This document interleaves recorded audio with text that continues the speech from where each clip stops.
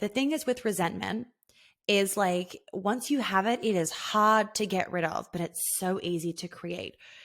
And what happens for a lot of people is when you aren't in tune with your body, when you don't know when you're going into a bit of a freeze, fight or flight trauma response, when you don't know yourself, when you don't know your needs, when you can't identify your own emotions, when you just have all of this stuck energy, these blocks, this emotional shit in your body and all this trauma, you can't take the adequate steps before resentment is created. You realize it once resentment is created, and often, not always, it can be too late to rebuild that trust and that opening, right? Because resentment really closes you off to someone. She's closed the fuck off to Ethan. It feels like no matter what Ethan does, she's like got a chip on her shoulder and she ain't budging.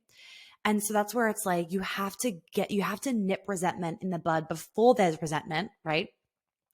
Because otherwise it can be so, so hard to reverse and heal in that relationship, right? And why this is important to bring up to you guys is because this is the case for so many couples. They wait until they're yelling at each other and full of adrenaline because then they think they can get the point across.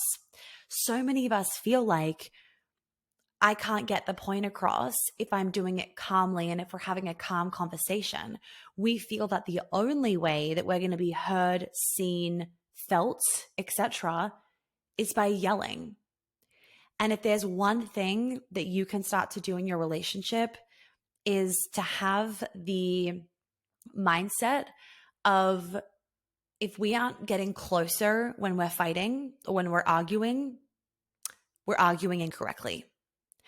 There's a whole entire module in Embodiment Day number 2 about fighting well, because no one wants to fight, right? But there is a way of fighting well, and there is a way of fighting incorrectly. Raise your hand if in a confrontational situation, you don't know how to get deeper and closer and more intimate to your partner.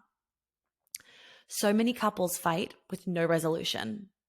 They don't even get what they wanted. So it's like, okay, you're now hating each other in this moment, or you're now pissed at each other, going to bed angry, and you didn't even get what you were trying to get. Like waste of resources, if you ask me, right?